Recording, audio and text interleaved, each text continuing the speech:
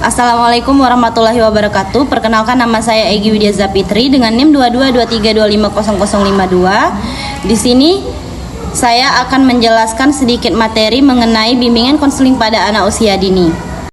Konsep bimbingan dan konseling pada anak usia dini merupakan proses bantuan yang diberikan secara sistematis dan berkesinambungan untuk mendukung perkembangan optimal pada anak dan dalam aspek emosional, sosial, kognitif, dan moral. Layanan ini bersifat preventif dan pengembangan, bukan penyembuhan, serta disesuaikan dengan tahap perkembangan anak, mulai dari usia 0 sampai 8 tahun.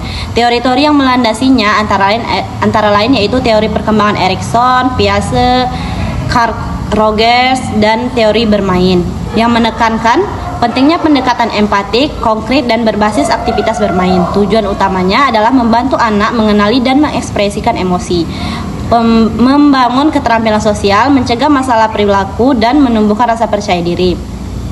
Bimbingan harus berpusat pada anak, melibatkan keluarga dan guru, serta menggunakan metode yang menyenangkan dan sesuai dengan dunia anak, seperti bermain dan bercerita. Pendidikan atau konselor berperan sebagai fasilitator perkembangan anak, pengamatan perilaku, pendengar yang empatik, dan berhubungan antar anak, serta keluarga dan lingkungan sekolah. Strategi pelaksanaannya mencakup observasi, bimbingan kelompok kecil, konseling individual, serta kolaborasi dengan orang tua dan guru, dengan menggunakan media visual dan alat peraga untuk mempermudah komunikasi secara baik. Mungkin itulah tadi penjelasan dari saya. Saya akhiri saja. Wassalamualaikum warahmatallahi wabarakatuh. Bimbingan konseling pada anak usia dini. Sobat BK, anak usia dini yaitu antara 3 sampai 6 tahun berada pada tahap tumbuh kembang yang merupakan masa keemasan, di mana stimulasi yang tepat di masa ini dapat membantu aspek-aspek perkembangan bertumbuh secara optimal. Anak usia dini ada pada masa perkembangan yang sangat pesat. Terdapat 6 aspek yang harus dikembangkan, yaitu kognitif, bahasa, fisik motorik, sosial emosional, moral agama, dan seni budaya. Keenam aspek tersebut harus dikembangkan secara seimbang dan selaras, karena usia dini merupakan dasar awal perkembangan selanjutnya. Selama perkembangannya diharapkan tidak terjadi permasalahan atau dihindarkan terjadinya masalah, dan harus diselesaikan jika permasalahan sudah terlanjur terjadi. Bimbingan konseling merupakan bagian dari kegiatan pendidikan yang memiliki fungsi membantu mengembangkan potensi anak dan membantu menyelesaikan permasalahan anak. Kegiatan bimbingan konseling pada anak usia dini harus disesuaikan dengan pola pikir dan pemahaman anak. Kondisi khas ini juga disebabkan karena adanya perbedaan karakteristik anak. Seorang guru pada sekolah tingkat taman kanak-kanak yang merangkap bertugas memberi layanan bimbingan konseling melalui pembelajaran harus mampu meracik atau menyusun kegiatan permainan yang efektif dan kreatif berdasarkan hasil pengamatan mendalam. Dan perlu diingat, semua kegiatan tersebut harus terintegrasi dalam pembelajaran dan pelaksanaan bimbingan konseling dilakukan dalam nuansa bermain, karena pada usia prasekolah hampir seluruh kegiatan anak adalah bermain. Ciri-ciri bimbingan konseling untuk anak usia dini dan TK. Proses bimbingan dan konseling harus disesuaikan dengan pola pikir dan pemahaman anak. Pelaksanaan bimbingan terintegrasi dengan pembelajaran. Waktu pelaksanaan bimbingan sangat terbatas, yaitu antara 2,5 sampai 3 jam. Pelaksanaan bimbingan dilaksanakan dalam nuansa bermain.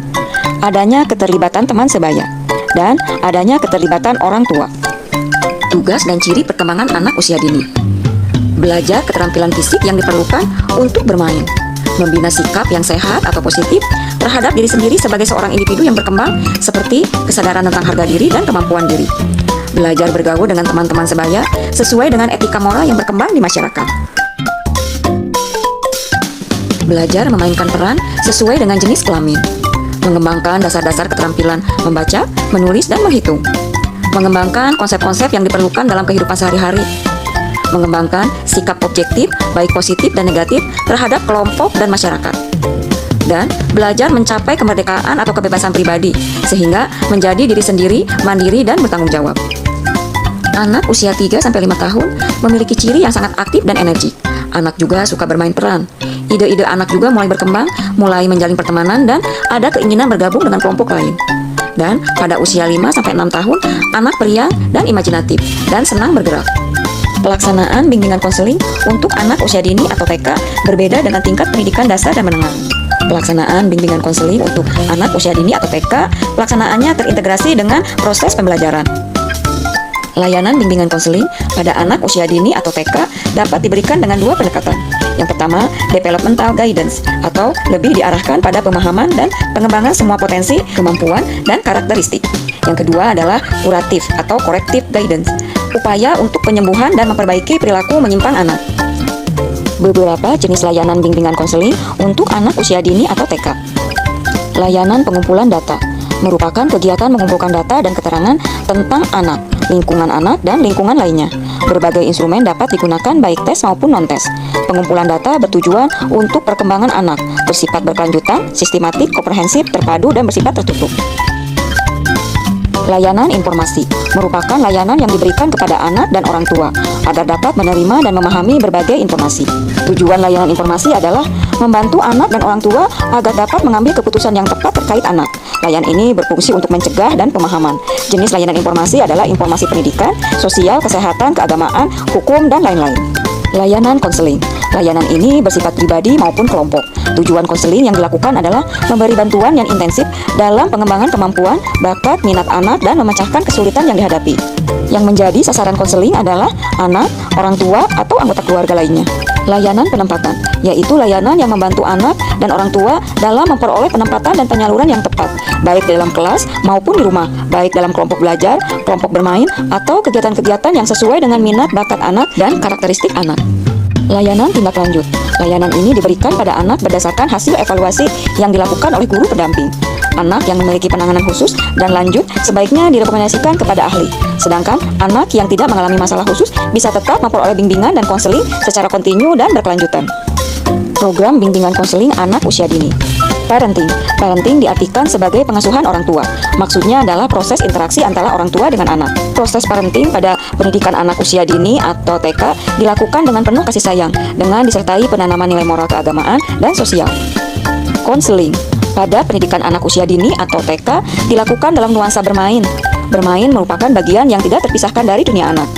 Karya wisata atau field trip, selain berfungsi sebagai kegiatan rekreasi atau metode mengajar, dapat pula berfungsi sebagai salah satu bentuk teknik dan pendekatan dalam bimbingan kelompok. Dengan field trip atau karya wisata, imajinasi anak dapat berkembang dengan baik. Kegiatan ekstrakurikuler. Kegiatan ekstrakurikuler dilakukan untuk mengembangkan minat serta bakat anak. Leaflet.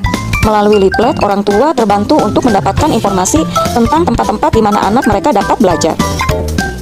Sobat BK, demikian sharing kali ini tentang penerapan bimbingan konseling untuk anak usia dini atau TK. Semoga bermanfaat dan dapat menambah wawasan. Terima kasih.